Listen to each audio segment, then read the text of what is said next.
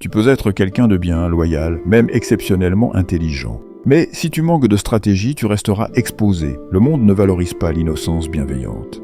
Il accorde sa reconnaissance à ceux qui savent se préserver, se positionner et parfois garder le silence. C'est une réalité que peu acceptent de regarder en face. Si tu veux avancer sans te faire broyer, il te faut devenir inatteignable. Pas dans le sens d'être supérieur aux autres, mais dans le sens d'être imperméable aux manipulations, aux agressions, aux jeux d'influence. Cette forme de solidité intérieure, Machiavel l'aperçut avec une clarté rare. Niccolò Machiavelli, souvent réduit à une caricature, rarement compris dans sa profondeur, n'était pas un être sans cœur. C'était un analyste du réel. Il avait compris que la vertu seule ne permettait pas de naviguer dans un monde gouverné par les apparences et les pièges. Dans Le Prince, il ne te suggère pas de devenir cruel ou fourbe.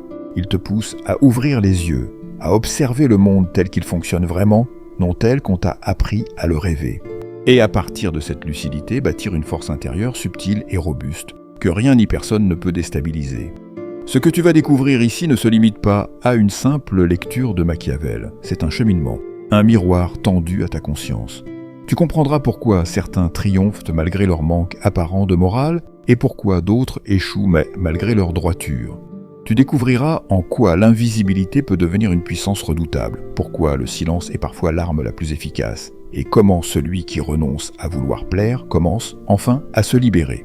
Mais avant d'aller plus loin, pose-toi cette question. Préférerais-tu être aimé ou être respecté? Écris ta réponse en commentaire. Et reste jusqu'au bout, car dans les dernières secondes, je partagerai une vérité que la majorité refuse de voir. Une révélation à la fois simple et tranchante, que seuls ceux qui sont prêts à s'éveiller sauront recevoir. Si tu sens que cette quête t'appelle, abonne-toi dès maintenant, like cette vidéo, et entre avec moi dans l'univers de ceux qui refusent de simplement survivre, pour apprendre à s'élever sans renier leur essence. Pour saisir la portée de la pensée machiavélienne, il faut d'abord revenir à l'homme avant la légende. Niccolò Machiavelli naît à Florence à la fin du XVe siècle dans un contexte chaotique. Trahison, coups de force, invasion, querelles sanglantes entre familles puissantes. Dans ce monde instable, la survie n'est pas une question de morale, mais de capacité à percevoir les forces à l'œuvre, à y réagir sans se bercer d'illusions. Machiavel observe, dissèque, comprend. Il voit que derrière les grands discours éthiques, les prières publiques et les postures vertueuses, ce sont d'autres logiques qui dirigent le monde. Dans Le Prince, il ne fait que dévoiler ces lois invisibles. La gestion des perceptions, l'usage de la crainte, l'art de gagner le respect, de manier le pouvoir. Contrairement à ce qu'on lui reproche, il ne prône pas la cruauté pour elle-même. Il enseigne que dans un monde corrompu, faire le bien exige de la prudence, une certaine discrétion, parfois même le port d'un masque pour éviter d'être dévoré. Il oppose à la morale idéalisée, souvent prêchée, rarement pratiquée, la réalité du comportement humain. C'est cette lucidité, ce refus de détourner le regard, qui fait de lui un penseur fondamental. Et pourtant, depuis des siècles, son nom est sali. On l'a transformé en symbole de la manipulation, du cynisme, de l'inhumanité. Pourquoi? Parce que sa pensée dérange. Elle expose les mécanismes du pouvoir. Elle fait tomber les masques. Elle dévoile que les paroles des rois, des chefs, des prêtres et même des parents ne sont souvent que des outils d'influence, des récits pour calmer, pour diriger, pour dominer. Et derrière ces récits, il y a des intérêts, des stratégies. Cette vision est inconfortable, mais elle est vitale. Tant que tu refuses de la voir, tu restes manipulable. Tu offres ton énergie à ceux qui ne te veulent pas forcément du bien. Tu avances désarmé. Tu recherches de l'amour là où il n'y a que des attentes à combler. Tu donnes ta fidélité à des gens qui ne mériteraient même pas ton indifférence. C'est précisément ici que la pensée de Machiavel devient libératrice. Il ne t'incite pas à devenir dur ou insensible, mais à ouvrir les yeux, à comprendre que la vertu, aussi noble soit-elle, ne suffit pas si elle n'est pas accompagnée de vigilance, que la bienveillance n'a de sens que si elle sait discerner, que l'innocence, loin d'être une qualité, est parfois un piège. Dans l'univers de Machiavel, la véritable puissance ne réside pas dans la force brute, mais dans la capacité à lire les dynamiques, à anticiper les enjeux, à rester solide pendant que les autres vacillent. Il ne prône pas la domination par la brutalité, mais l'élévation par l'intelligence tactique. Aujourd'hui, dans un monde saturé d'artifices, de relations superficielles et de discours trompeurs, redécouvrir Machiavel, c'est retrouver une clarté perdue. C'est sortir de la naïveté mentale, C'est apprendre à préserver sa lumière sans la laisser se consumer. C'est comprendre que pour rester profondément bon, il faut d'abord devenir intérieurement fort, et que la véritable bonté commence là où meurt l'illusion. Tu veux devenir inébranlable? Alors retiens bien ceci. La première erreur que beaucoup commettent, c'est de croire que les autres fonctionnent selon leur propre logique. Tu agis avec sincérité, tu crois que les autres en feront autant. Tu pardonnes, tu espères qu'on fera preuve de réciprocité. Tu te livres avec ton cœur, tu t'attends à être entendu avec le leur. Mais Machiavel te rappelle une chose essentielle. Non, les humains ne suivent pas la justice, ils suivent ce qui les arrange. Ils réagissent plus par crainte que par amour. Et ignorer cela, c'est s'exposer en victime idéale. La première loi machiavélienne, maîtriser la perception.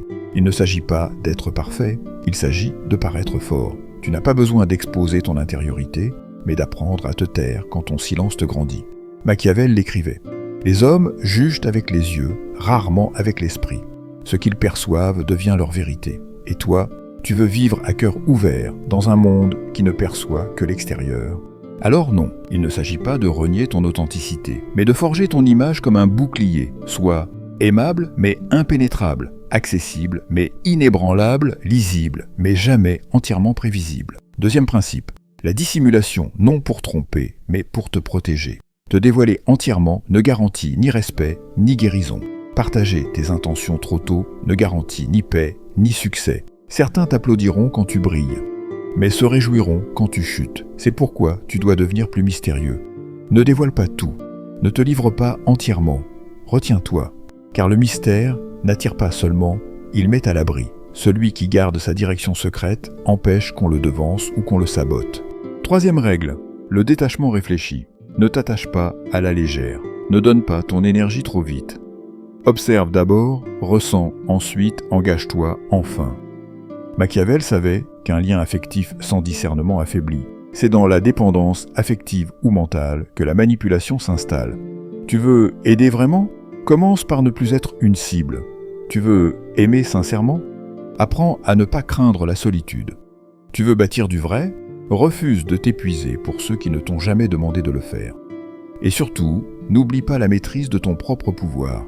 Le pouvoir n'est pas dans la soumission des autres, mais dans la gouvernance de soi. Machiavel disait « Celui qui dépend des autres pour exister est déjà prisonnier. Être inébranlable, c'est reprendre la souveraineté sur ton esprit, ton énergie, tes réactions. C'est ne plus donner aux autres les clés de ton humeur, de ta valeur ou de ta paix. C'est ne plus réagir à chaque provocation, ne plus t'expliquer à chaque fois. Le silence devient ton levier, le retrait une tactique, l'indifférence une barrière, et ta paix intérieure, une autorité silencieuse que nul ne peut t'arracher. Maintenant, pose-toi sincèrement cette question. Combien de fois as-tu mis de côté ta propre sagesse pour être aimé? Combien de fois t'es-tu éloigné de ton cap pour suivre quelqu'un qui était lui-même perdu? Ce n'est pas trop tard. Tout peut recommencer. Ici, maintenant, en toi.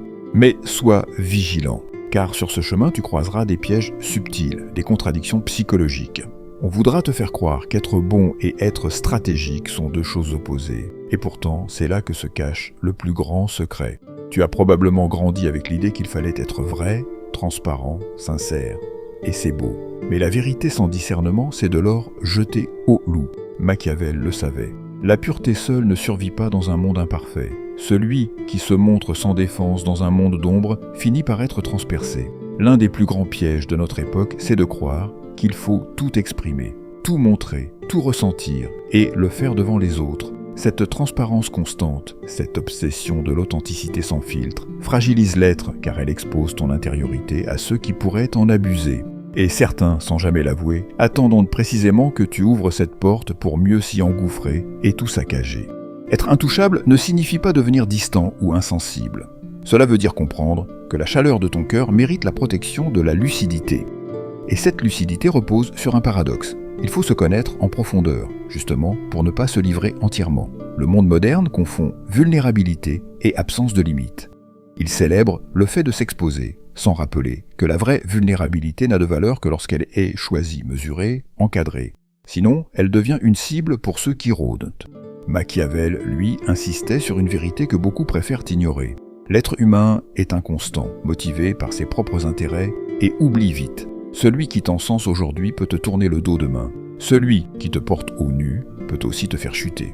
L'histoire n'est faite que de ces revirements. Voilà pourquoi ta force ne doit jamais dépendre des regards extérieurs, mais de ta stabilité intérieure, de ta capacité à rester centré, à résister au jugement, au besoin d'approbation ou à la peur du rejet.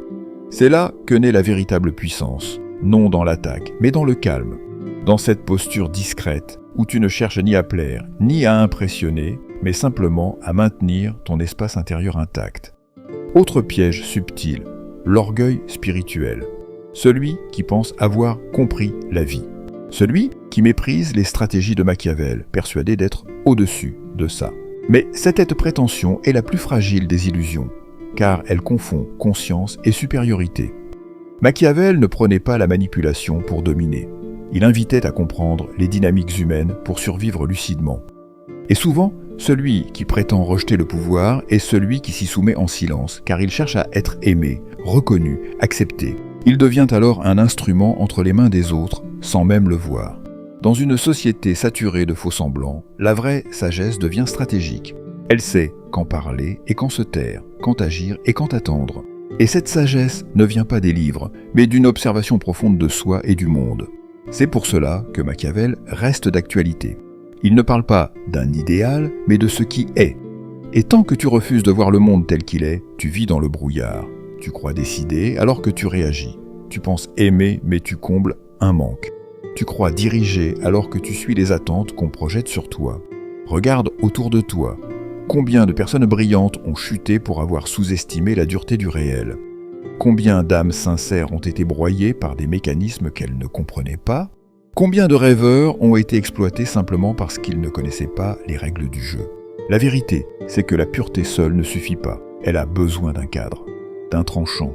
Et cette arme, ce n'est ni la rancune, ni la manipulation. C'est la lucidité, la vision aiguisée, la finesse stratégique. Quand tu saisis cela, ta perception change. Tu ne réagis plus à tout. Tu n'es plus déstabilisé. Tu observes, tu ressens, tu choisis. Et là, dans le silence, tu deviens redoutable. Tu veux être intouchable. Alors, ne te contente pas de comprendre. Applique. Ce que je vais te livrer maintenant, ce ne sont pas des concepts abstraits, mais des principes que tu peux incarner dès maintenant. Des décisions invisibles qui transformeront ton rapport au monde. 1. Observe sans t'exposer. Pendant une semaine, fais cet exercice. Ne partage aucun projet. Ne donne pas ton opinion sans y être invité. Garde ton enthousiasme pour toi, surtout face à ceux qui ne l'ont pas mérité. Écoute plus que tu ne parles. Tu verras quelque chose d'étrange. Ton silence pousse les autres à se révéler. En parlant peu, tu deviens le témoin, et tu acquiers un pouvoir rare, voir sans être vu. Celui qui s'exprime en permanence se met à nu. Celui qui écoute prend le contrôle. 2. Préserve ton énergie comme un espace sacré. Chaque fois que tu ressens une baisse de clarté ou de motivation, pose-toi cette question. À quoi ai-je offert mon attention aujourd'hui? À qui ai-je permis d'accéder à mon espace intérieur? Tu verras que souvent c'est à des paroles vaines, à des personnes toxiques, à des pensées qui ne t'appartiennent même pas. Machiavel te rappelle de recentrer ta force. Diminue les distractions. Apaise tes réactions. Ralentis. Apprends à dire non. Non par hostilité, mais par intelligence. 3. Entraîne-toi à vivre dans l'ambiguïté maîtrisée. Tu n'as pas besoin d'être totalement lisible pour être réel. Tu n'as pas besoin de toujours tout expliquer pour exister. Parfois, la plus grande puissance vient de ce qui est sous-entendu, de ce qui est suggéré, jamais exposé. Parfois, il vaut mieux laisser planer le doute sur ce que tu ressens, ce que tu désires, ce que tu comprends. Non pas pour manipuler, mais pour protéger ton espace personnel. Garder une part de mystère, ce n'est pas fuir, c'est s'offrir un souffle. C'est refuser d'exposer ton univers intérieur à ceux qui ne sauraient ni le comprendre, ni en prendre soin. Pose-toi cette question chaque soir. Ai-je trop expliqué, trop donné, trop dévoilé? Et si oui, dans quel but? Cherchais-tu à être validé, à être compris? Ce besoin de reconnaissance est un venin lent, il faut l'éliminer. 4e principe, bâtis ton axe. Chaque jour, engage-toi dans une pratique qui fortifie ton autonomie mentale. Plonge-toi dans une lecture exigeante. Assieds-toi dans le silence de la méditation. Bouge ton corps avec rigueur. Clarifie tes idées. Car plus tu es ancré en toi-même, moins tu ressens le besoin de te justifier. Machiavel l'affirmait avec netteté. Celui qui dépend du regard des autres pour exister est déjà en train de se perdre. Cultive ton monde intérieur. Sois le maître de ton temps, de ton énergie, de ton espace vital. Sois ta propre ressource. 5e principe. Souviens-toi que le plus essentiel est souvent invisible. Les mouvements les plus puissants ne font pas de bruit. Tu n'as pas besoin d'écraser qui que ce soit, ni de répondre à tout. Ce dont tu as besoin, c'est de lucidité, de transformer ta colère en calme, ton besoin d'être reconnu en clarté intérieure, ton impulsion en discernement. Et surtout, tu dois apprendre à progresser sans fracas. Les élévations les plus vraies sont celles que personne ne voit venir, jusqu'à ce que ta lumière devienne impossible à ignorer. Ces pratiques ne demandent ni argent, ni circonstances idéales. Elles demandent un choix, une volonté nette, une radicalité douce mais ferme. Tu n'as pas à te transformer en une autre personne. Tu dois simplement arrêter de te trahir, arrêter de fuir ce que tu sais déjà, arrêter de t'offrir à ce qui ne te mérite pas. Et retiens ceci, ta force ultime ne viendra ni de l'amour qu'on te porte, ni de la compréhension qu'on t'offre. Elle naîtra au moment exact où tu n'en auras plus besoin. C'est là que tu deviens réellement intouchable. Tu n'as pas besoin de devenir dur, tu dois devenir limpide. Tu n'as pas à manipuler, tu dois comprendre. Tu n'as pas besoin d'écraser qui que ce soit, tu dois simplement refuser qu'on te tire vers le bas. Voilà le vrai message de Machiavel. Ce n'est pas un appel à l'obscurité, mais une invitation à la clarté implacable, une clarté qui libère, qui te remet au centre, qui te permet d'aimer sans te dissoudre, de servir sans t'effacer, de briller sans t'exposer à la destruction que peuvent provoquer certains regards malveillants. Être intouchable, ce n'est pas se couper du monde. C'est marcher dans ce monde avec une telle force intérieure que plus rien ne t'en éloigne. Tu ne réagis plus instinctivement. Tu agis avec stratégie.